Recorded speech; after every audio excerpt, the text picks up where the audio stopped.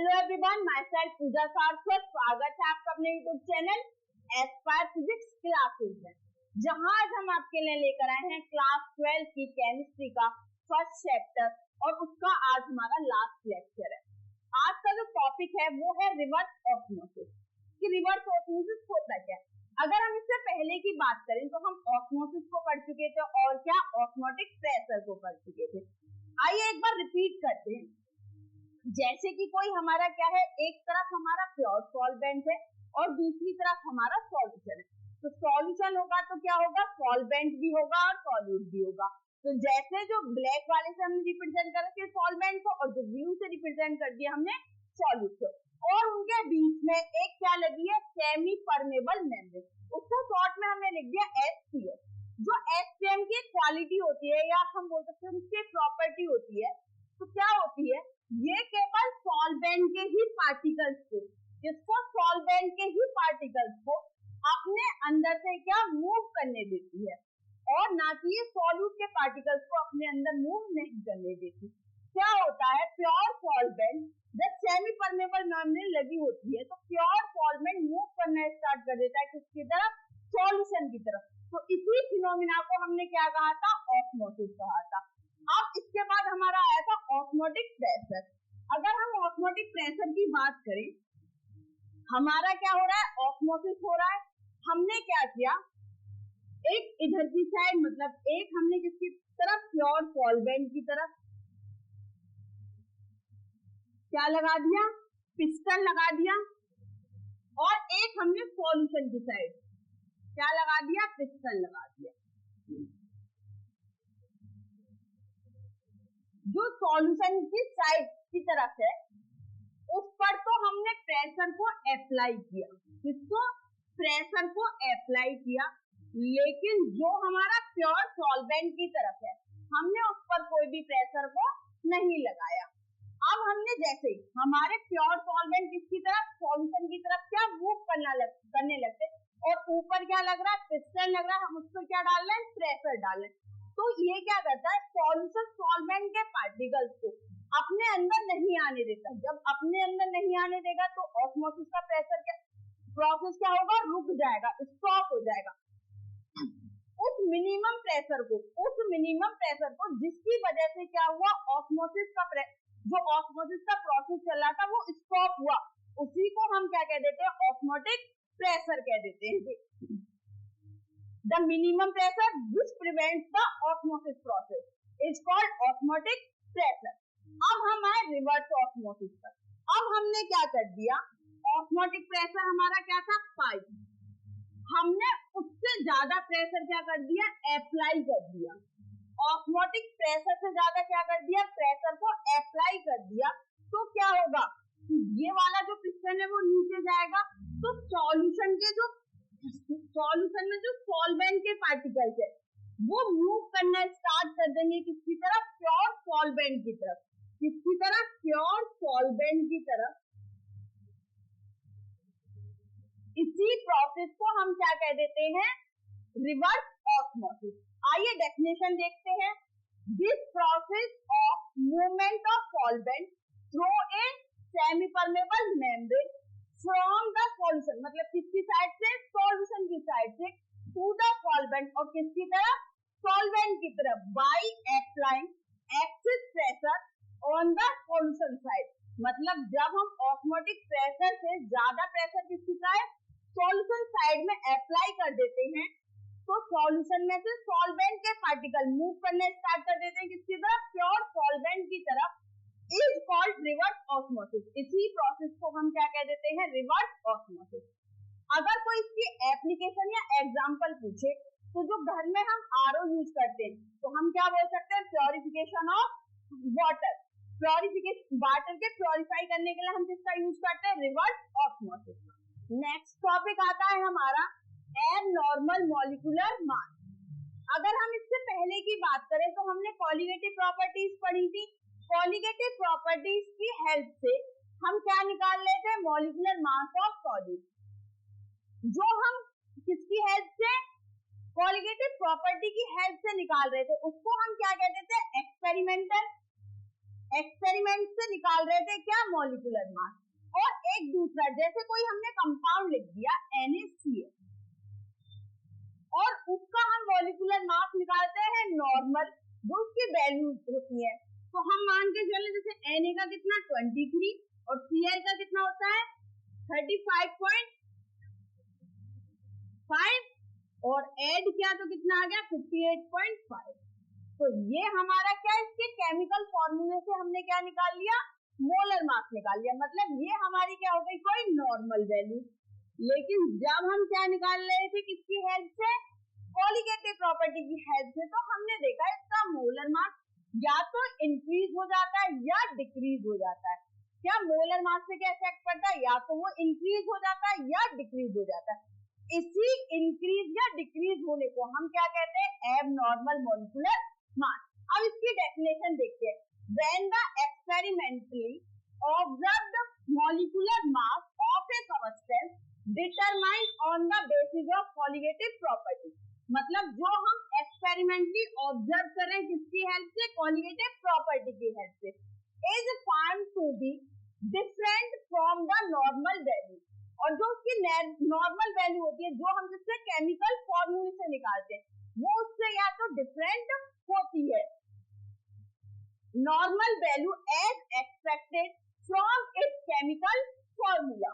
The observed molecular mass, जो हमने colligative property की हेल्प से निकाला, is referred to abnormal molecule, और उसी को हम क्या कहते हैं, एबनॉर्मल मॉलिक्यूलर मास। अब एक चीज थोड़ा सा यहाँ समझिए, जैसे कोई हमने NaCl था, उसको हमने किसमें डाला, किसी सॉल्वेंट में डाला, तो हम सॉल्वेंट में डाला, या सॉल्वेंट को हम क्या मान लेते हैं, वाटर, तो हमें क्या मिला, सॉल्यूशन। जो कॉलिगेटिव प्रॉपर्टी हुई वो डिफरेंट हुई किससे, NaCl तो हमने डाला, लेकिन जो भी कुछ हुआ वो किसमें हुआ, सॉल्यूशन में हुआ। सॉल्यूट पता नहीं, सॉल्यूट के साथ कुछ ना कुछ तो हुआ, जिसकी वजह से उसका क्या आ रहा है, मॉलिक्यूलर मास डिफरेंट आ रहा है। यहाँ से एक चीज तो क्लियर हो गई कि कुछ ना कुछ तो सॉल्यूशन में जाकर सॉल्यूट में कुछ ना कुछ तो होता है। और आगे हम देखते हैं, let's drive an expression for a molecular mass in terms of number of solute particles. हम एक चीज देखें, अगर कभी भी हमने कॉलिगेटिव के जितने भी फॉर्मूले पढ़े, तो एक फॉर्मूला पढ़ा था डेल्टा टीवी बराबर केबी इंटू एम। डेल्टा टीवी क्या था, एलिवेशन इन बॉइलिंग पॉइंट, केबी क्या था, मोलर एलिवेशन कांस्टेंट, और एम क्या था, मोलरिटी। तो जो हमारा क्या है, कॉलिगेटिव प्रॉपर्टी क्या है, एलिवेशन इन बॉइलिंग पॉइंट, वो हमारा क्या डायरेक्टली प्रोपोर्शनल होता है किससे, मोलरिटी से। तो delta TV directly proportional to molarity से। अगर मोलरिटी की बात करें तो ये हमारी होती है क्या, number of solute particles, number of moles of solute over mass of solvent, mass of solvent in KG. और अगर हम टीवी की बात करें, delta TV directly proportional to number of moles के, तो मोल्स को हम क्या लिख सकते हैं, given mass over molar mass. तो हमारा जो कॉलिगेटिव प्रॉपर्टी होती है,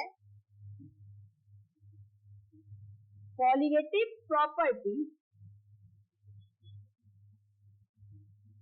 directly proportional to number of particles of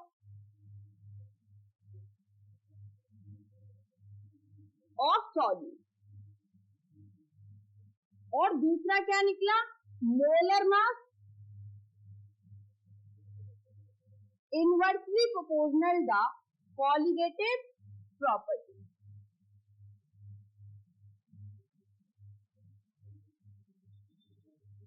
molar mass क्या होता है, इनवर्सली प्रोपोर्शनल होता है किसके, कॉलिगेटिव प्रॉपर्टी के। नेक्स्ट है causes of abnormal molecular mass, मतलब ये इसका क्या रीजन है जिसकी वजह से हमें क्या एबनॉर्मल मॉलिक्यूलर मास मिल रहा है।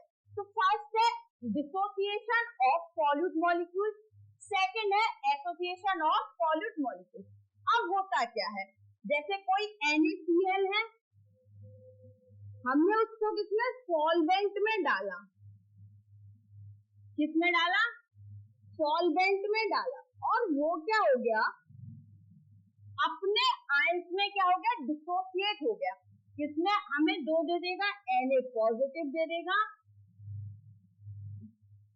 और क्या दे देगा, Cl नेगेटिव। अब हमने डाला तो कितना था, 1 मोल, लेकिन हमें क्या 1 मोल तो किसका मिल रहा है, NaCl का मिल रहा है, और 1 मोल ही किसका मिल रहा है, Cl का मिल रहा है।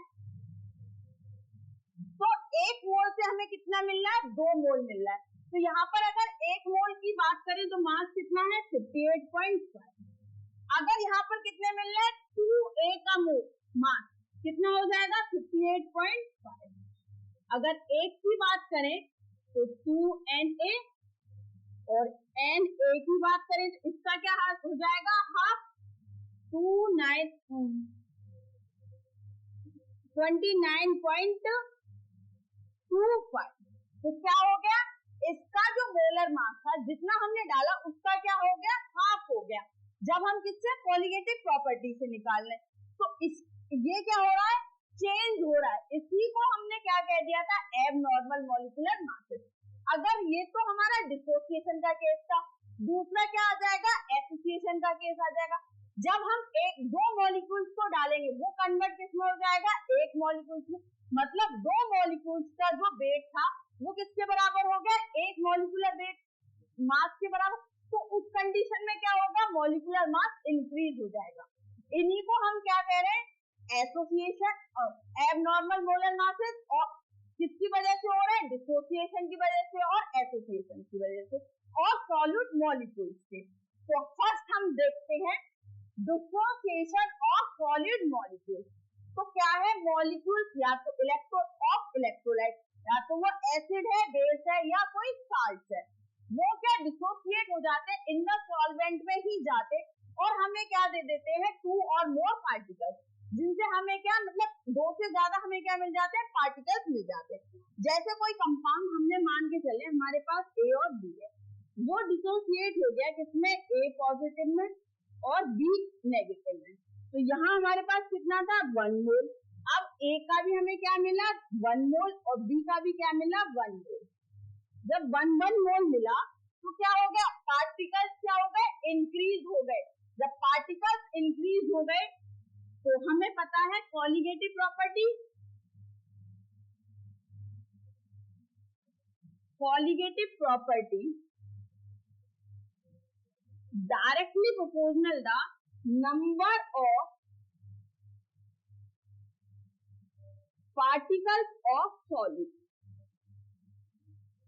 जब सॉल्यूट के पार्टिकल बढ़ गए किसमें, डिसोसिएशन में, तो क्या होगा डिसोसिएशन केस में, तो यहाँ लिखते हैं कंफ्यूजन। जब नंबर ऑफ पार्टिकल्स बढ़ गए किसमें, डिसोसिएशन में, तो कॉलिगेटिव प्रॉपर्टी क्या हो जाएगी, कॉलिगेटिव प्रॉपर्टी इंक्रीजेस। कैसी हो जाएगी, increases, due to increase of number of particles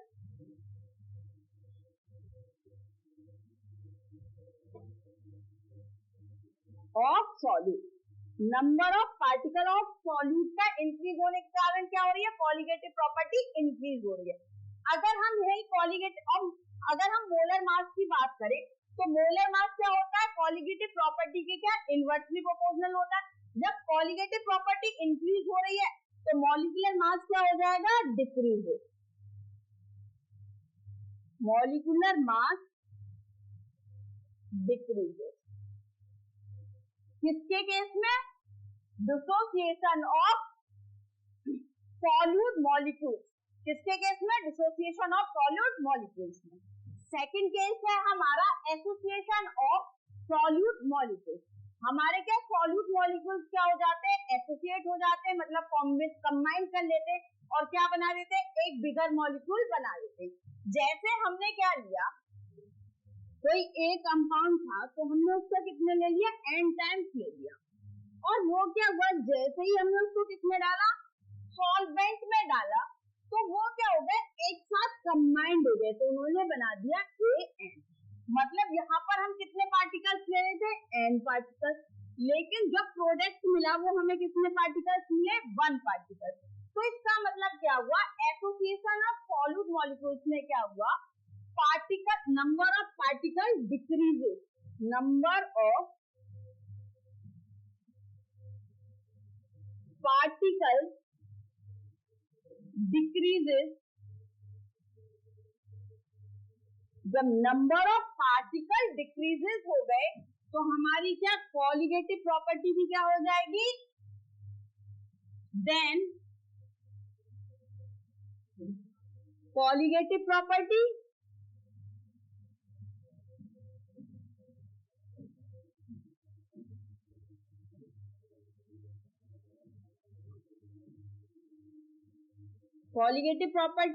decreases, colligative property भी क्या हो जाएगी, डिक्रीज हो जाएगी, क्योंकि हम वी नो दैट, हम जानते हैं कॉलिगेटिव प्रॉपर्टी डिपेंड करती है किस पे, number of particles of solute पर। जब number of particles of solute क्या हो गए, डिक्रीज हो गए, तो कॉलिगेटिव प्रॉपर्टी भी क्या हो गई, डिक्रीज हो गई। अगर हम यहीं से किसका मोलर मास का हम निकाले तो मोलर मास पे क्या इफेक्ट पड़ेगा, तो we know that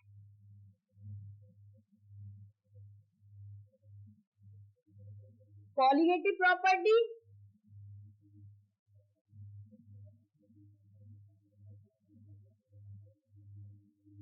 inversely proportional the molar mass, किससे होती है, इनवर्सली प्रोपोर्शनल होती है किसके, मोलर मास के।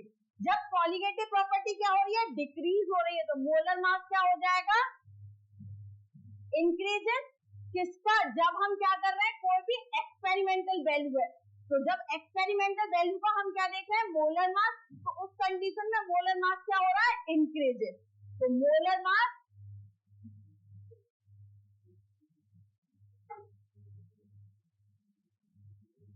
increases in association of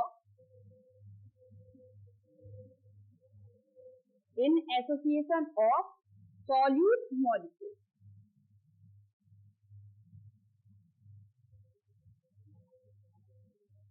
जब हमारे क्या सॉल्यूट मॉलिक्यूल क्या हो रहे हैं, कंबाइंड हो रहे हैं, तब हमारा मोलर मास क्या हो जाता है, इंक्रीज हो जाता है। जब हमारे मोलर मास क्या हो रहे हैं, डिसोसिएट हो रहे हैं, तब हमारा मोलर मास क्या हो जाता है, डिक्रीज हो जाता है। Next topic,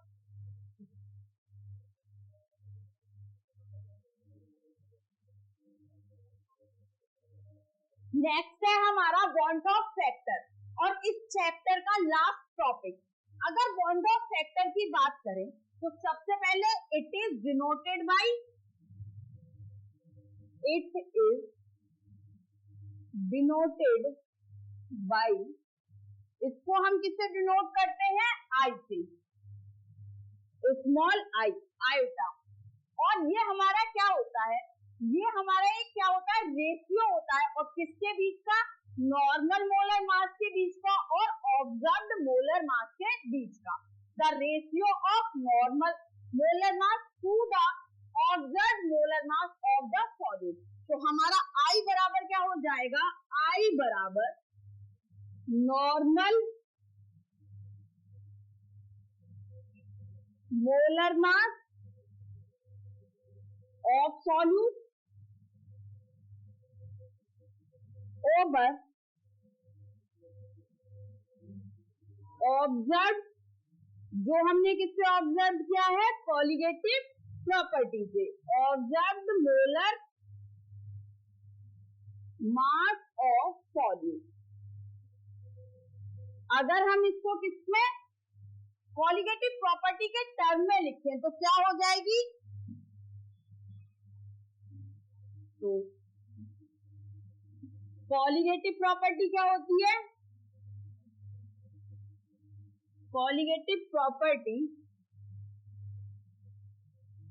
inversely proportional the 1 upon molar mass, किसके? मोलर मास के इनवर्सली प्रोपोर्शनल होती है। अगर यही हम किसके कॉलिगेटिव प्रॉपर्टी के टर्म में लिखना चाहें तो क्या हो जाएगा? I बराबर ऑब्जर्व कहां चला जाएगा? ऊपर, तो observe colligative property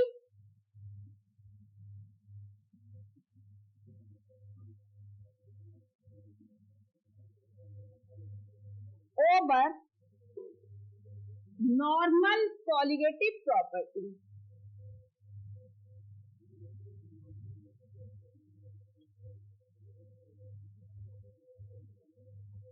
normal colligative property.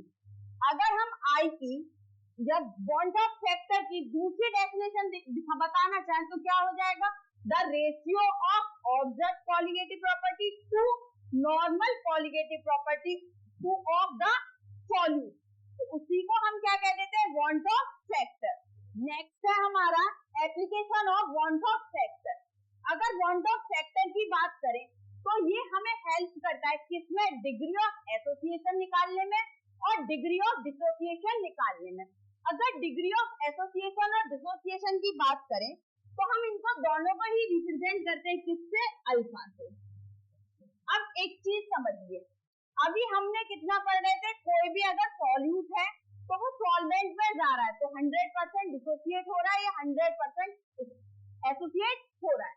अब हमने कह दिया कि वो हमारा जो कोई भी मॉलिक्यूल है वो कितने 70% क्या हो रहा है? डिसोसिएट हो रहा है या एसोसिएट हो रहा है। अगर हम डिसोसिएशन की बात करें, कोई NaCl था तो वो क्या बनेगा? Na पॉजिटिव डिसोसिएट हो रहा है वो NaCl में। अब हम क्या कह रहे हैं? वो 70% क्या हो रहा है? डिसोसिएट हो रहा है।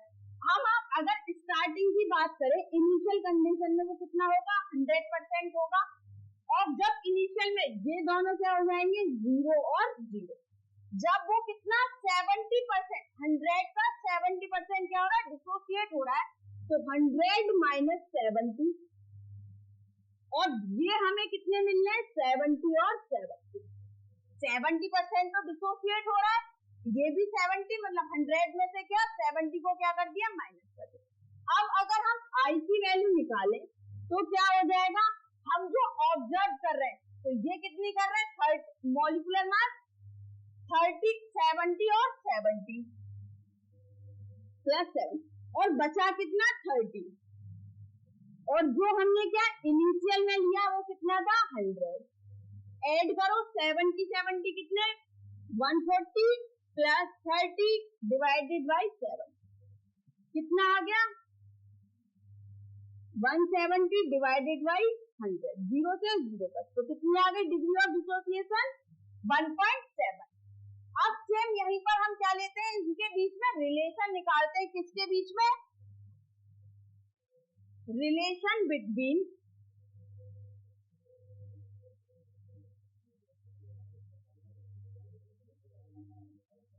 I and alpha. I और अल्फा के बीच में हम क्या निकाल रहे हैं? रिलेशन निकाल रहे हैं कि हमें क्या I, अगर अल्फा की वैल्यू दे रखी हो तो हम I की वैल्यू को क्या कर ले? कैलकुलेट कर ले। तो थोड़ा इसी के बेस पे चलना। कोई हमारे पास कोई मॉलिक्यूल था A और B, वो क्या जैसे ही हमने किसमें डाला? सॉल्वेंट में, वो ब्रेक हो गया किसमें? A पॉजिटिव में और B नेगेटिव। जब हमने वो स्टार्टिंग में लिया तो वो कितना था? 1 लिया, मतलब 100% था, और इनिशियल में वो कितना बना? 0%। अब हम कह रहे हैं वो अल्फा परसेंट क्या हो रहा है? डिसोसिएट हो रहा है। कितना? उसका अल्फा परसेंट क्या हो रहा है? वो डिसोसिएट हो रहा है। तो हम वहां क्या कर रहे थे? 100 माइनस 70, तो यहाँ क्या कर देंगे?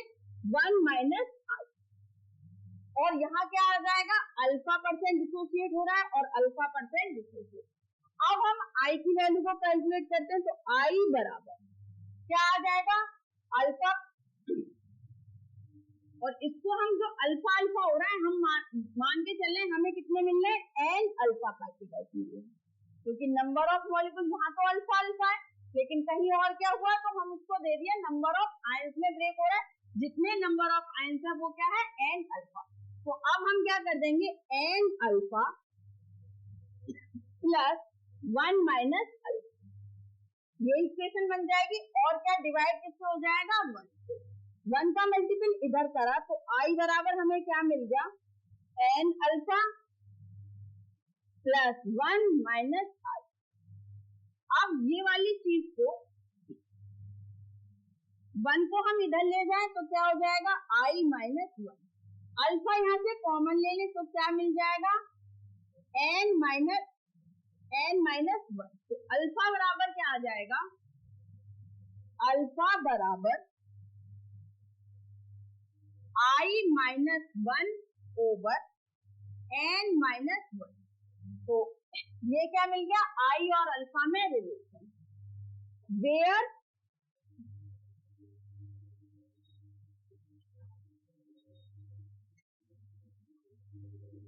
अल्फा क्या है, डिसोसिएशन कांस्टेंट या डिग्री ऑफ डिसोसिएशन। क्या है, degree of alpha, degree of dissociation या एसोसिएशन। आई क्या है, वांट ऑफ फैक्टर,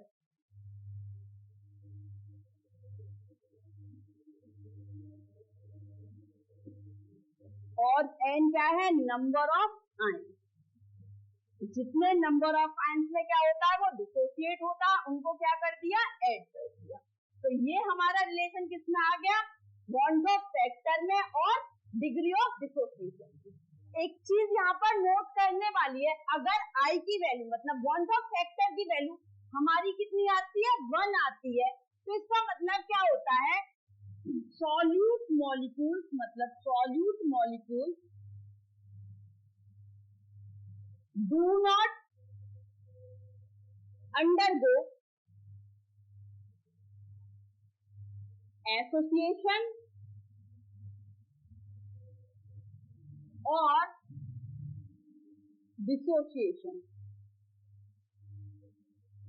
अगर वांट ऑफ फैक्टर की वैल्यू क्या आ रही है, 1 आ रही है, तो मॉलिक्यूल्स ना तो डिसोसिएट हो रहा है ना ही एसोसिएशन कर रहा है। अगर आई की वैल्यू हमारी क्या आती है, लेस देन 1, तो इसका मतलब क्या होता है, सॉल्यूट मॉलिक्यूल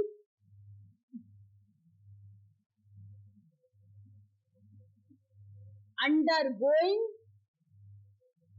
या अंडरगोज एसोसिएशन। अगर आई की वैल्यू 1 से कम आ रही है तो मॉलिक्यूल किस में जा रहा है, एसोसिएशन में। अगर आई की वैल्यू 1 से क्या आ रही है, ज्यादा आ रही है, तो सॉल्यूट मॉलिक्यूल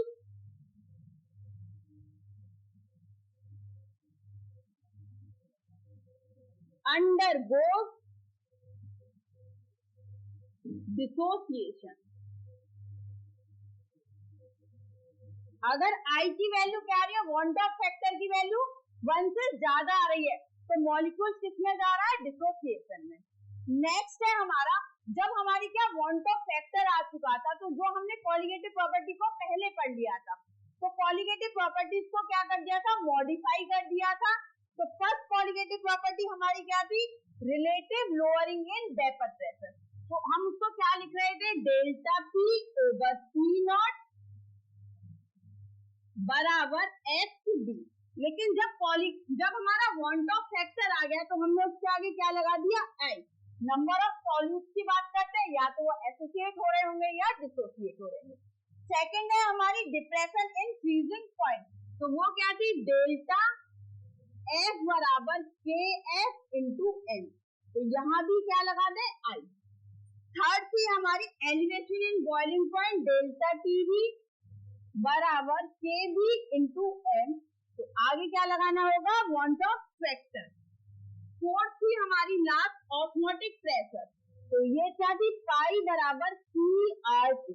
तो हम इसमें किसकी बात कर रहे हैं, नंबर ऑफ सॉल्यूट्स की। तो नंबर ऑफ सॉल्यूट्स की बात करें तो वो किसमें जा रहे होंगे, एसोसिएशन में जा रहे होंगे या डिसोसिएशन। तो उसकी वजह से हम क्या लगा दें, आई।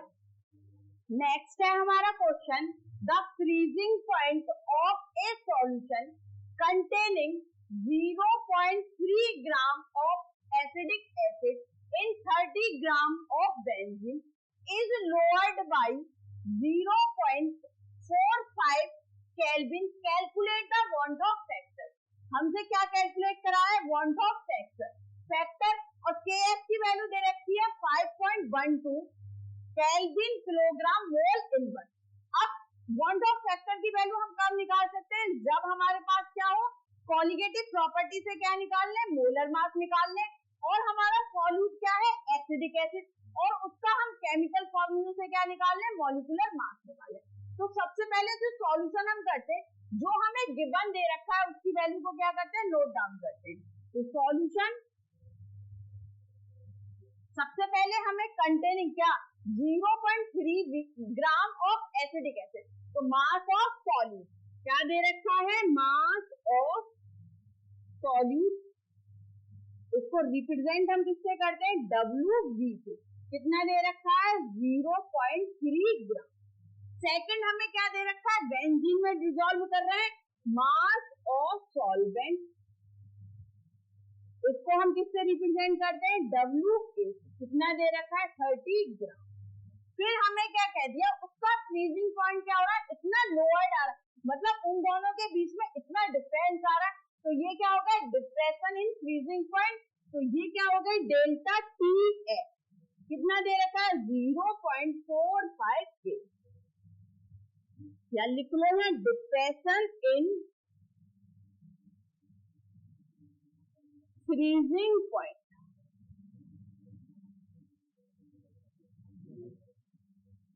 क्या है? डेल्टा T है. तो हमें क्या? MB का फॉर्मूला पता है किससे? डिप्रेशन इन फ्रीजिंग पॉइंट से. तो MB बराबर हमारा क्या होता है? KF into WV into 1000 over delta F into WA. Value put करते हैं. KF की वैल्यू कितनी है?